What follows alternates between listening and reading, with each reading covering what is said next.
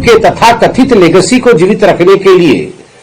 Congress party ने न जाने कितने महानुभावों को, हो सकता है वो कांग्रेस के हो या कांग्रेस के बाहर के लोग हो,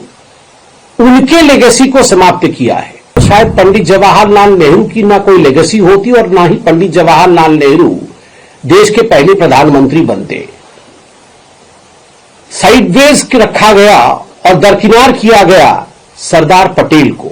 हम तो स्पष्ट रूप से कहते, न पंडित नेहरू होते, न कश्मीर की समस्या होती। 8 दिसंबर 2025 पार्लियामेंट में वंदे मातरम पर डिस्कशन आरंभ होगा।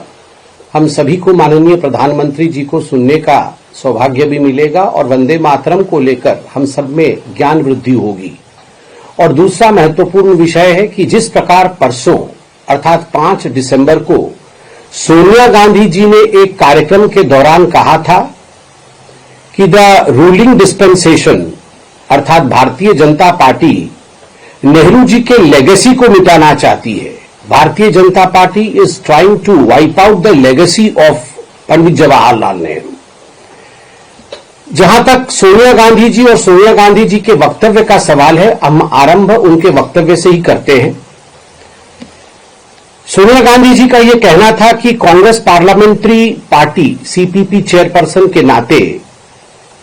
कि भारतीय जनता पार्टी नेहरू को विलीफाई कर रही है, कहीं उन्हें एक विलेन बना रही है और उनके इतिहास को डिस्टॉर्ट कर रही है और कहीं न कहीं जो जनमानस है उनके स्मृति से, उनके मेमोरी से नेहरू का नामो निशान मिट जाए, इसका प्रयास भारतीय जनता पार्टी कर रही है। मैं सोनिया जी को ससम्मान कहना चाहूंगा कि केवल और केवल नेहरू जी को जीवित रखने के लिए, नेहरू के स्मृति को जीवित रखने के लिए और नेहरू के तथा कथित लेगेसी को जीवित रखने के लिए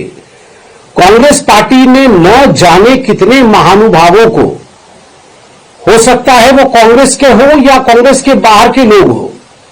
उनके लेगेसी को समाप्त किया है। उनमें सबसे बड़े उदाहरण अगर मैं देना चाहूं, कुछ उदाहरणों में से बड़ा उदाहरण है वल्लभ भाई पटेल जी का, कि किस प्रकार वल्लभ भाई पटेल जी को समाप्त करने की कोशिश की गई कांग्रेस के अंदर ही। और तो और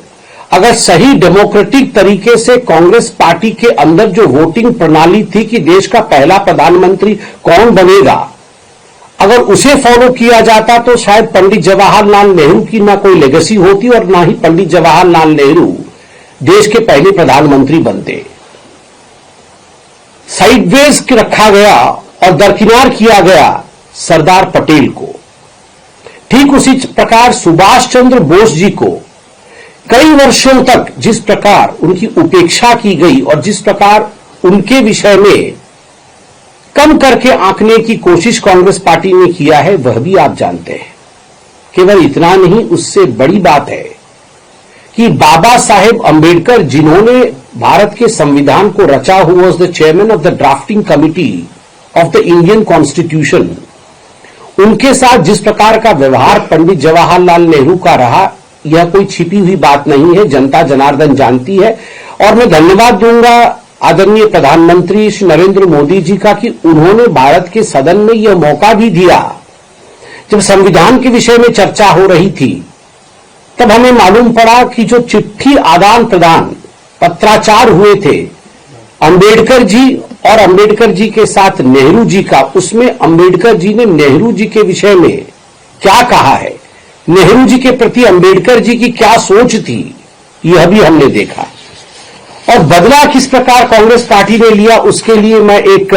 कार्टून भी लेकर आया हूं। ये 2012 तक एनसीईआरटी के किताब में यह कार्टून मौजूद था, जहां आप देख सकते हैं पंडित जवाहरलाल नेहरू किस प्रकार चाबुक चला रहे हैं अंबेडकर जी के ऊपर। और अंबेडकर जी कॉन्स्टिट्यूशन के जो दाता हैं, कॉन्स्टिट्यूशन के जो निर्माता हैं संविधान के,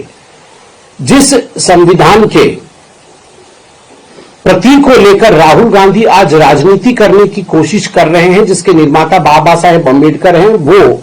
संविधान बना रहे हैं और उनको चाबुक से, कोड़े से मारने की कोशिश यहां दिखाई गई है पंडित नेहरू की।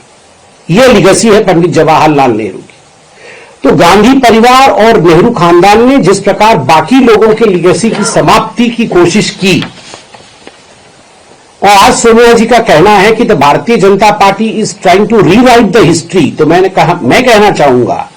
The BJP is not trying to rewrite the history, the BJP is trying to rectify the history and give due to the people